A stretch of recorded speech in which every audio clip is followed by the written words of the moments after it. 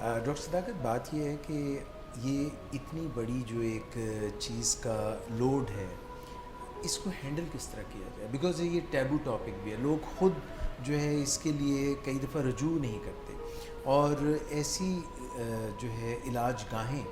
جہاں پہ وہ علاج حاصل کر سکتے ہیں کئی دفعہ کیا وہ مستند ہیں،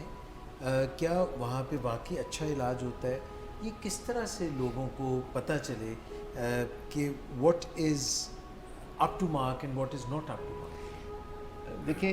یہ ایک ایسا سبجیکٹ ہے جس پہ یہ ٹیبو ہے، جی اس پہ بہت سی شیم وابستہ ہے جو کہ تاریخی ہے، کیونکہ ماضی بعید میں کوئی بندہ یہ کام کرتا تھا اور وہ نکھد آدمی ہوتا تھا، نکمہ آدمی ہوتا تھا، تو نشے کی بیماری کے ساتھ نکمے پن کا ایک لیبل جڑ گیا سینکڑوں سال پہلے کہ یہ بندہ ہے جو بالکل سوسائٹی سے جسے الگ کر دیا جاتا ہے۔ اب جب کہ بالکل مین سٹریم میں جو لوگ معاشرے کی باغ دوڑ سنبھالے ہوئے ہیں تو جب وہ نشہ کرتے ہیں، پر ٹیبو یا شیم وہ اسٹل ابھی موجود ہے، لہٰذا لوگ اس چیز کو ماننے سے پھر انکاری رہتے ہیں۔ ریہیب میں جانا جو ہے وہ بہت برا سمجھا جاتا ہے، جیسے لگتا ہے کہ کوئی ٹھپا لگ گیا ہے، تو ایسے لوگ پھر مانتے بھی نہیں کہ وہ ایڈکٹ ہیں، اور انسان اپنی کمی کمزوری آسانی سے نہیں مانتا۔ اگر کسی کو ڈائبٹیز ہو تو پہلے 5-6 سال وہ لوگوں سے چھپائے رکھتا ہے، 2-3 سال تو ڈاکٹر سے بھی چھپائے رکھتا ہے۔ سو اس پہ اتنا زیادہ ٹھپا ہے۔ میں آپ کو بتاؤں کہ ہم نے ابتدا میں، مجھے یاد ہے ایک واقعہ کہ ہم نے اپنے سینٹر یعنی ولنگ ویز کے ساتھ ایک میڈیکل سینٹر بنایا، یعنی ڈائبیٹکس انسٹیٹیوٹ، تاکہ ہمارے ولنگ ویز کے مریضوں کو میڈیکل اسپیشلسٹ کی مدد مل سکے جب کہ ان کو ضرورت ہو، کیونکہ اس سے پہلے ہم کوشش کر چکے تھے ولنگ ویز اور صداقت کلینک کے حوالے سے کہ ہمیں میڈیکل اسپیشلسٹ اویلیبل ہوں، اور میڈیکل اسپیشلسٹ کسی ری ہیب میں کام کرنے کو اپنے لیے اچھا نہیں سمجھتے وہ تھے، بھی ٹیبو سمجھتے تھے۔ وہ بھی ٹیبو سمجھتے تھے، وہ بھی شیم سمجھتے تھے۔ جب ہم نے ٹوین ہاسپٹل بنائے جو ساتھ ساتھ ہیں پچھلے 25 سال سے، یعنی ولنگ ویز کے ساتھ ڈائبیٹکس انسٹیٹیوٹ ہے، تو یہ اس کا مقصد تھا کہ ڈاکٹرز مدد کریں ادھر ولنگ ویز میں، اور شروع میں ہم نے جو ڈاکٹرز ڈائبیٹکس انسٹیٹیوٹ میں ہائر کیے تو ان کو ہم نے یہ فیسلٹی بھی دی کہ ان کو کھانا بھی ہم سرو کریں گے، کیونکہ ولنگ ویز میں پیشنٹس کے لیے کھانا تیار ہوتا تھا اور ہوتا ہے، تو ہم پیشنٹس کے نے لیے وہ پیشنٹس کے لیے جو کھانا ہوتا تھا جو بہت اچھا ہوتا تھا اور ہوتا ہے، ہم نے ڈاکٹرز کو بھی آفر کیا۔ اور اچانک ایک دن مجھے پتہ چلا کہ ڈاکٹرز نے وہ آج کھانا نہیں کھایا، انہوں نے کھانا کھانے سے انکار کر دیا ہے، کیونکہ بیچ میں سے ایک ڈاکٹر نے ان کو بتایا کہ یہ وہی کھانا ہے جو نشے کے مریضوں کے لیے تیار ہوتا ہے، تو وہی ہمیں دے رہے ہیں، تو اس سے ان کو بڑی تکلیف پہنچی۔ یعنی اتنی بڑی شیم اٹیچڈ ہے اس سبجیکٹ کے ساتھ، اور مجھے 25 سال کا یہ واقعہ جب یاد آتا ہے، پہلے کا تو میرے رونگٹے کھڑے ہو جاتے ہیں کہ جن ڈاکٹرز پہ میں نے تکیہ کیا کہ وہ میرے مریضوں کو بہترین طبی سہولتیں دیں گے، ابتدا میں انہوں نے اس رویے کا اظہار کیا اور انہوں نے کھانا کھانے سے انکار ان کو کر کیا دیا۔ لگتا تھا کہ کھانے میں نشہ ملا ہوا؟ نہیں، ان کو لگتا تھا کہ اگر یہی کھانا ہے جو نشے کے مریض کھاتے ہیں اور یہی کھانا ہے جو ہم کھاتے ہیں، تو پھر اس کا مطلب ہے کہ ہم نشے کے مریضوں کے ایٹ پار ہیں۔ مطلب وہ کوئی یہ ایکویشنز ہی انہوں نے بنا اس میں کوئی شک نہیں سر کہ جس طرح کچھ بیماریوں کو اعزاز والی بیماریاں سمجھا جاتا ہے، جیسے دل کی بیماری، دل کا سٹنٹ کسی کو ڈلنا ہے تو چارج بھی کیا جاتا ہے، بڑے معزز سا لگتا ہے، کارڈیولوجسٹ کی بھی بڑی عزت ہے، لیکن نشے کی بیماری کے بارے میں اعزاز کی یہ صورتحال نہیں ہے۔ اس کو اس حد تک اس کے بارے میں شیم اور یہ ٹیبو ٹاپک ہے کہ ڈاکٹرز بھی، جیسے آپ نے بتایا، اب تو اعزاز ہونا چاہیے، جیسے ڈاکٹر صاحب فرما رہے ہیں اور 40 سال سے مریضوں کا علاج کر رہے ہیں، کہ کوئی بھی شعبہ ایسا نہیں جس کی کریم اور ٹاپ آف دا ناچ لوگ جو ہیں وہ اگر نشہ استعمال کریں، تو اب تو اس کو اعزاز حاصل ہونا لیکن متس کو توڑنا بڑا مشکل ہوتا ہے، اور انفارچونیٹلی بیماریوں کے ساتھ بھی تعصب برتا جاتا ہے۔ مشمائلہ کچھ کہنا جی چاہ سر، رہی میں ہیں؟ یہ کہنا چاہ رہی تھی کہ ابھی بھی بہت زیادہ ایجوکیٹڈ فیملیز کو بالکل بھی نو ہاؤ نہیں ہوتی ہے کہ یہ ڈرگز ہیں، کہ وہ بیسک کوشچنز ہی ان کو آنسرز نہیں پتہ ہوتے، بیسک کوشچنز کے کہ یہ جو ایک کیمیکل ہے اور اس کی ضرورت آپ کی باڈی کو کیوں پڑ رہی ہے، اور اس وجہ سے لیک آف اویئرنیس کی وجہ سے فیملیز کئی سالوں تک انفیکٹ ٹریٹمنٹ نہیں اپروچ دیکھیں کرتی. ہم نے پچھلے 40 سال میں جو کام کیا ہے صداقت کلینک میں اور 25 سال سے ولنگ ویز میں جو ہم نے کام کیا ہے تو ہم نے اس شیم کو اس ٹیبو کو ختم کرنے کی بے پناہ کوششیں کی ہیں اور ان کے بہت زیادہ اچھے نتائج بھی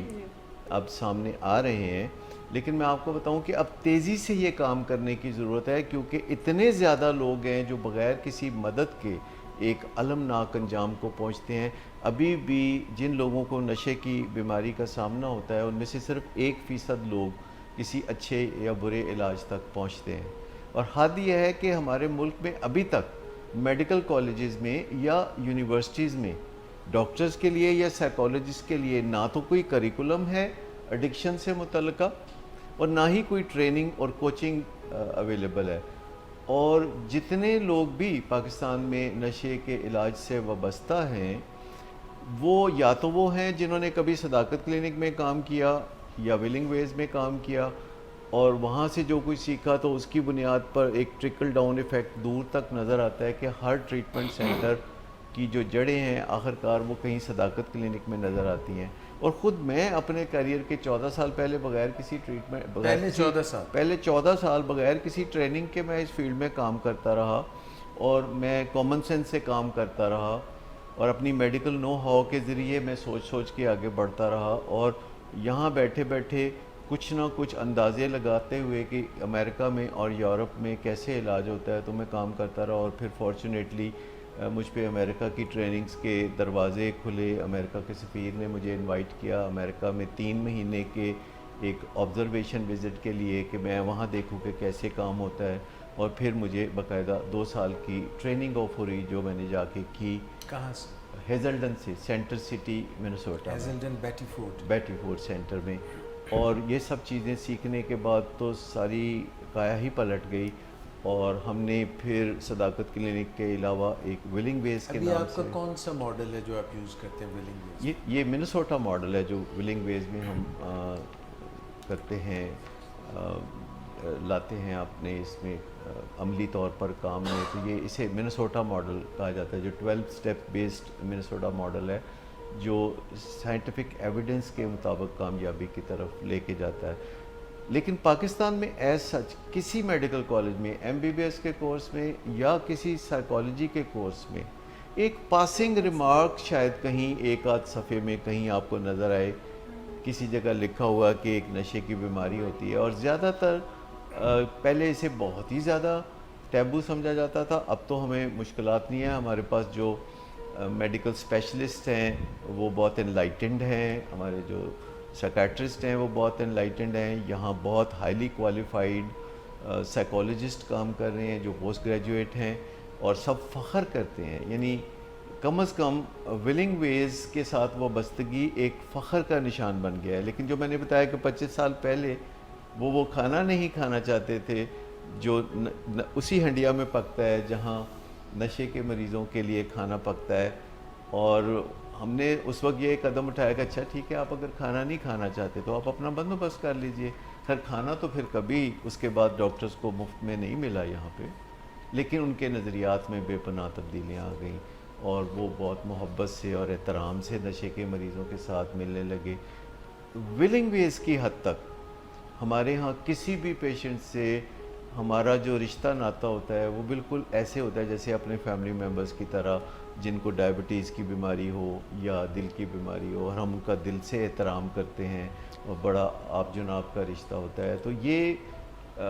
سیکھتے سیکھتے بڑا وقت لگتا ہے کہ کس طرح ہم اچھے انداز میں مریضوں سے بات کریں جن کو نشے کی بیماری ہے.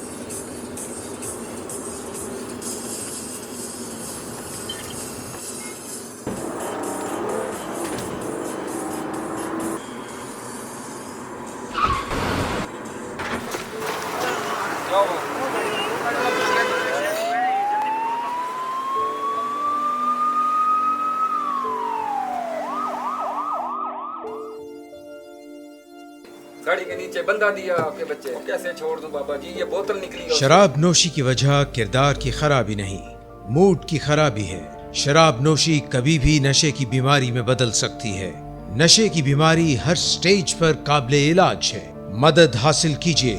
क्योंकि वो ऐसा नहीं करेगा। विलिंग वेज से मदद हासिल कीजिए, कहीं से भी मदद हासिल कीजिए, लेकिन फौरी मदद हासिल कीजिए। जिस मुआवजे के इंतजार में आपने बहुत देर कर दी, अब वो दस्तक दे रहा है। मदद हासिल कीजिए, मदद हासिल कीजिए, मदद हासिल कीजिए।